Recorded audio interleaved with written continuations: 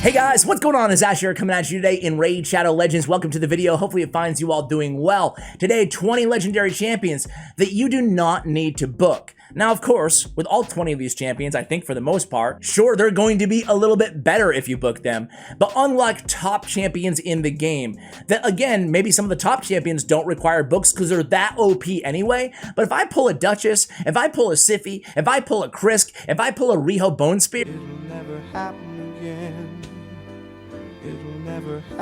I'm gonna book them pretty much regardless because they're a top 10 champion, top whatever 20 champion in the game. So I'm gonna invest my books because they're gonna be even better. These champions on today's list, again, are champions that are still really good, but you can get a lot of value on them and then allocate those legendary skill tomes to those other champions. I feel like, quick disclaimer here, guys, or a quick, I guess, intro here. Disclaimer, huh? I feel like we have a very completionist attitude, and I am here front and center, right? I've invested in a lot of champions, and actually, let me just take a look here. Raid Shadow Legends, they have a few dirty little secrets, right? And maybe they're not that secretive. But if you click on upgrade skills in your tavern, they kind of give you these little psychological cues, right? Hey, maybe you should finish maxing out these 4 or 5 legendary champions, Ash. A big red dot telling me that this is incomplete. It's the same little red dot they use when you have like rewards to claim from clan boss or tournaments or events. It gets your attention. And again, it's a subtle psychological cue for you to use your most scarce resources in the game to upgrade those champions. Don't do it. Do it.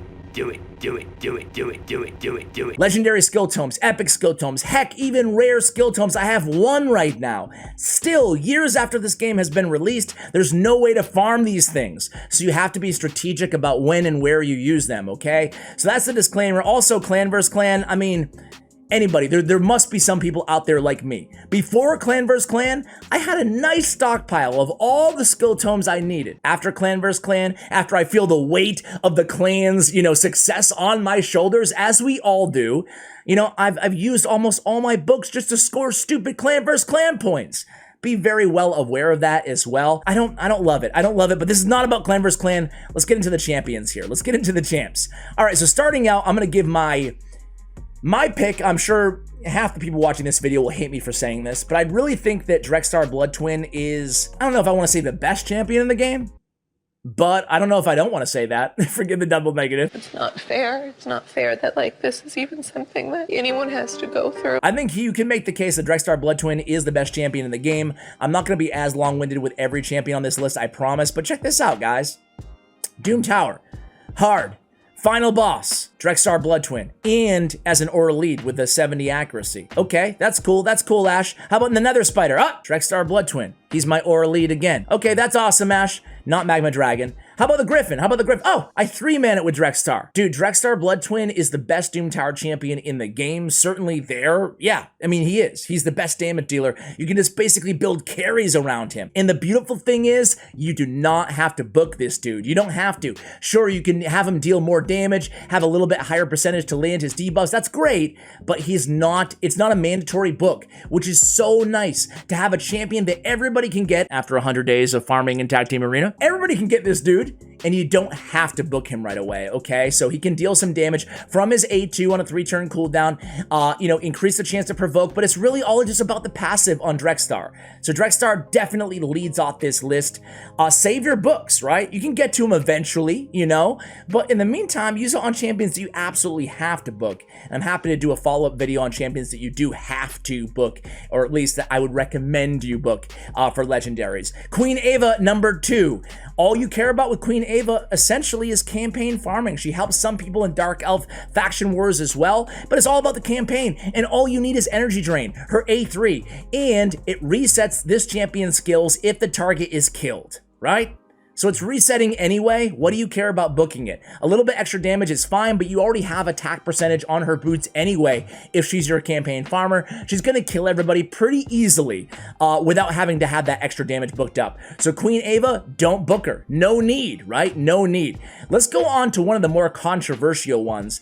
And there are going to be, I don't know, controversial is maybe a strong word. By the way, Still the Drakes, I'm, contractually mandated to mention her every single video. She's not on the list.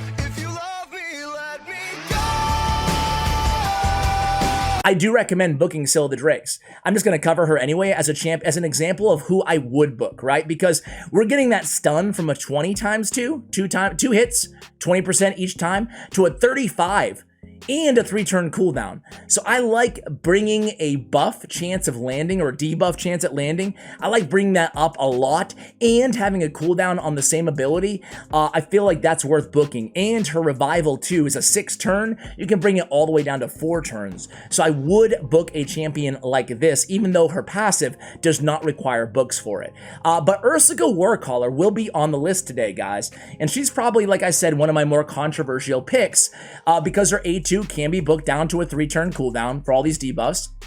Her A3 bottoms up, a great ability on a 5-turn cooldown, but it does last for 3 turns. Ally Protect for 3 turns, Strengthen for 3 turns. 3 turns on a 5 isn't that bad, and of course she gets better when you book her, definitely. But a lot of the reason people use Ursica Warcaller or upgrade Ursica Warcaller is because of this passive. Decrease the damage all allies receive from critical hits by 30%. So if you put her in, say, Guardian or Regen set, you're absorbing a ton of damage from all of your allies. And you can build her slow and just really tanky, and she's eating up a ton of your damage. Huge damage mitigator. So you can, if you're lucky enough to pull this Void Legendary Champion, you can hold off on booking her and still put her in Guardian. You know, farm some Griffin gear and just work on that damage mitigation. Build her really tanky, and you don't need the books right away on her A2, her A3, and her A1. All right, next up is going to be, let's stay with Barbarians for a second here.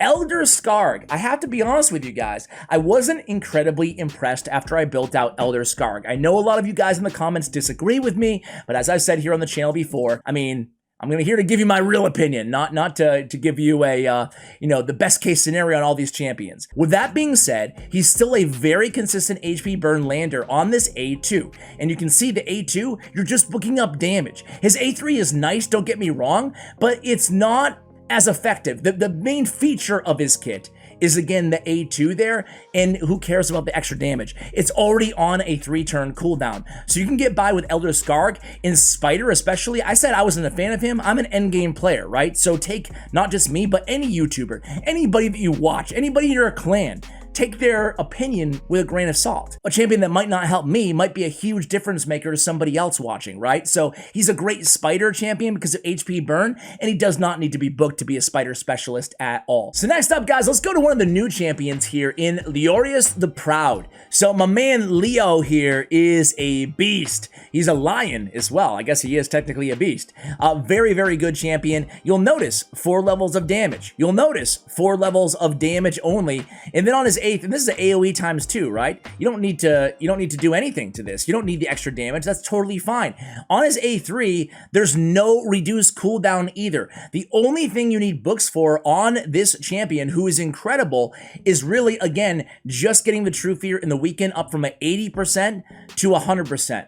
Sure, that is important. I'm not sitting here telling you anything other, but his passive works without books. You're only getting damage on the A2, only damage on the A1. You can get by, at least for a while, on just not booking him at all, right? Because you're gonna have to get really lucky to land your books on the Awesome Roar A2, level 3 and level 5 abilities. You can definitely use this champion and still get, I don't know, 80, 90% of his total, value without putting any books into him. And he takes quite a few as well. So Leo is the next champion. Let's go ahead and talk about an arena specialist. There's a few arena specialists on today's list, but if you're only using Arbiter in the arena, now I get that a lot of players, especially if you unlock her early, are going to be using her almost everywhere. But if you get to the point in the game where you're only using her in the arena, or you unlock her a little bit later, right? You finish your missions later, you pull her later in the game, maybe in the mid to late mid game or early end game, I think that you can get by with Arbiter without putting any books in her, right? On the A1, who cares? What? On the A2, who really cares? What are you doing?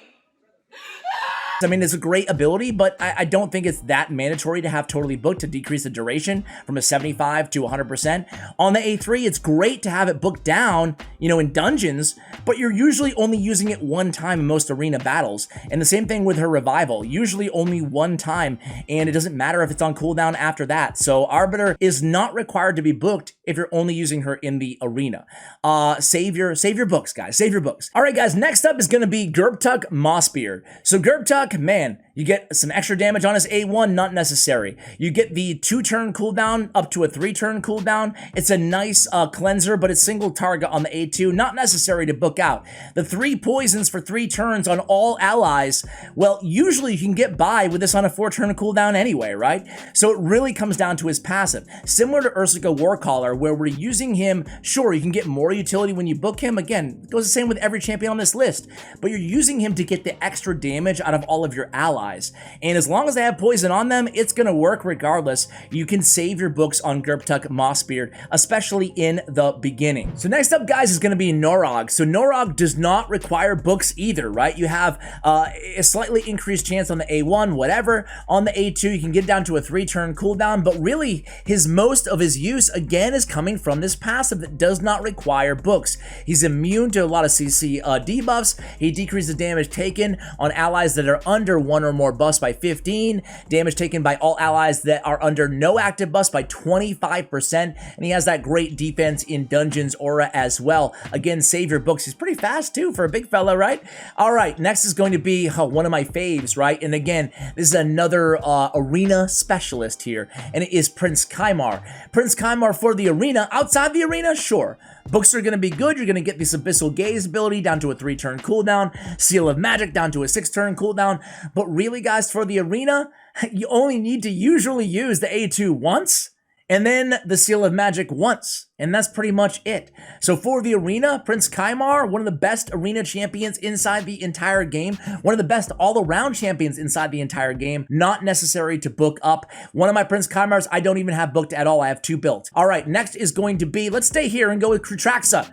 Krutraxa is an amazing single target arena nuker, or you can use her as an ally attack champion along with a Ferrican the Fat, a Catacomb Counselor, a Kriela Witch Arm. You guys get the hint, right?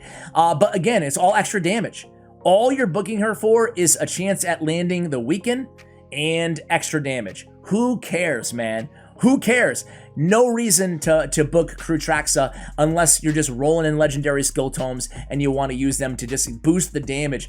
I don't even rely on her for the weekend. I don't imagine a ton of people do. She does have a chance at removing 2 random buffs, which is nice. So if you're booking her for anything, I guess you're booking her for that. But again, 5% damage and an extra chance at weekend and removing buffs, not mandatory for Krutraxa. An amazing champion overall. Hey, while we're here, let's keep going. And Ithwi Blood Twin. Very interesting champion. Again, you're getting a ton more damage on the A1, you're getting a ton more damage on the A2. Who cares? Who cares? His A3 is nice to have on a 3-turn cooldown because it has a leech, but it's not mandatory. It's an AoE with a leech and 2 hard-hitting abilities, his A1, especially his A2. So again, not necessary. He has the block revive on everybody that he kills, and that does not need to be booked as well. So an Ithwi Blood Twin also makes the list. Both of the Blood Twin brothers, who have absolutely no synergy together. I have no idea why.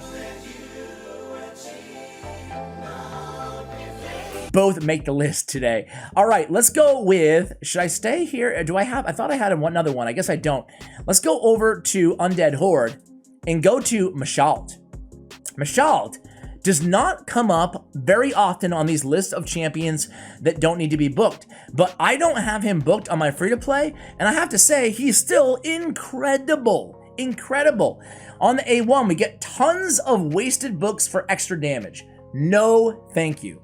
On the A2, sure, getting lucky and having 1 book go in to make this a 3 from a 4-turn cooldown would be great, but we're already granting an extra turn. So after we use this ability, we're already decreasing the cooldown of it anyway by 1 turn just by having an extra turn immediately afterwards, right? So it's already an insane ability even without booking it. And then again on the A3 open wounds, it's not even my favorite ability. Like, I like his A1 almost better, right? Because it's an AoE on enemies under a leech, which he's applying with his A2. So his A3, I'm not really concerned with getting this down to a 3-turn cooldown as like a thing that I have to do. So Mashald is definitely, I can speak from experience here, definitely a champion who you just don't need those legendary skill tomes in. Use it on somebody who needs them more. Trunda! Why does nobody mention Trunda, man? Sure, she has a little bit extra chance at a stun on the A1. On the A2, extra damage. Who cares? It's already the hardest hitting multiplier in the game, or right up there, right? On the A3, same thing. You're just getting extra damage. It's already on a 5-turn cooldown. There's no greater chance or less chance or whatever of landing a debuff. Trunda is an amazing nuker, one of the best in the game, with or without books. She really is. The extra damage helps, but it's not mandatory on Trunda. Same thing with Mountain King. Mountain King is the same way, guys. A bunch of extra damage, which is nice to have. His A2, you can reduce the cooldown from a 5 to a 4. His A3, you can reduce the cooldown from a 5 to a 4 as well. But the good news is on Mountain King, guys, is if you kill somebody with the first time on his A2, you kill somebody with the first hit on the A3, he's getting plus 100% attack already. He's going to easily be able to kill somebody with his A1, you know? You don't need to book Mountain King. I also have 2 Mountain Kings built, and one of them is unbooked, and he still gets the job done, whether in Faction Wars or the Arena. Heck, most people with Mountain King anyway for the Arena just build him with a ton of HP and just kind of lean on him as a shield bearer, right? More than anything else on your team, and a damage dealer, of course, but even for those use cases, just need to use these abilities one time, kill whoever you're targeting, and you're good. Next up is going to be Hegemon. Hegemon, obviously better with books, don't get me wrong, but it's all about the Crippling Cold ability, his A2. Attacks all enemies, has a decreased attack, nice to have, but it's really all about block active skills, which is gonna land no matter what. The only reason you wanna book your Hegemon is to make him a Nukemon, right? To make him an all-out nuker and get that extra damage, because of course 30% extra damage does make a difference in the arena. But to get the block active skills, he's already going first each round. The passive does not require any books. For me, Hegemon is not a priority to book out if you're lucky enough to pull him. Sticking with the Void legendaries, let's go with Baron. Baron's a very interesting champion. We're really only using his A1, and his A1 only is predicated on just killing one target, so then you can kill everybody else, right? So that's really all there is to it. You don't need to, I'd never use his A2 or his A3. You don't need to book them. They're single target, they deal a lot of damage, but really all you really need is his A1. And then, hey, if you unlock Skypiercer, congratulations, everybody's dead, right? But booking him just for the extra damage on the A1, to me, seems just really unnecessary. So that is Baron. Let's talk about a champion that we don't talk about a ton here on the channel, because we don't really use him anymore, especially with all like the Bat Eater and the unkillable comps out there. Vizier is a very unique champion. On his A1, we attack one enemy 3 times. Each hit has a 35% chance of increasing the duration of all debuffs by 1 turn. So the thing with Vizier, guys, is that 35% chance instead of a 50% chance with 3 hits, it's still going to extend enough debuffs to where you don't need to book him out. You don't care about the A2 at all, right? I mean, look at this. You don't care about all those books. His A3, same thing. You don't want to get this from a 5 turn to a 4. You're turning his A2 and his A3 off anyway for Clan Boss. So you don't really need to book his A1 either. That 35% chance is going to be enough to get the job done. So there you have it. All right, who am I missing here? Let's go over, Xavier, right? Same category, same faction. Xavier does not require books, although it's nice to have them, right? Again, you can increase that poison from a 50 to a 75% land rate on the A2, but really, Deadly Catalyst, I mean, is dealing all damage from poison debuffs to the target instantly. Poison debuffs, blah, blah, blah, blah, blah, right? It's still going to be amazing regardless. It's still going to be on a 4-turn cooldown regardless, and you're not going to be able to get any extra, debuff percentage, anything that we look for from books out of this ability. So it's nice to have books for the poison, but it's not necessary at all on Xavier. I wish I had Xavier. It's one of my most wanted champions inside the entire game. All right, next up is going to be Bellinor. I think is the last champion here. Let me just, I think that's it. I think, wow, we really picked up the pace there, huh, guys? On the tail end. Bellinor, champion that nobody really talks about that much, but he has a 3-turn cooldown with decreased defense and weaken. It's on 1 enemy, but it's not too bad. It's reliable, and it's on a 3-turn cooldown. You can't book it. It's already a 100% chance to land, right? So you don't need to touch this ability. It's fine. 100% decreased defense, 100% weaken, and you don't care about the extra damage. On the A3, you can get this. Attack 1 enemy. You get surplus damage. It's nice. It's nice. Overkill, a nice ability. Decent multipliers, right? but it's not imperative to get, you know, what he's bringing to the table. It's not imperative to book out both his A3 and his A4 or his A1. You're only getting damage from his A1. So you can see the kind of reoccurring theme here. Champions that were only booking them, using our hard-earned legendary skill tomes on champions that were only getting extra damage, not really worth it in my opinion. So that's gonna do it, guys. Let me know in the comments below. Do you want to see a follow-up talking about legendary champions that we should be booking? No questions asked. Again, let me know. And we have, by the way, 30% off G Fuel, guys, for 3 days when you use code ASH in the G Fuel shop. I have a link to the shop and, well, code ASH reminder in the description below. Guys, thank you for watching all the way till the end. I appreciate you guys, and as always, take care, guys.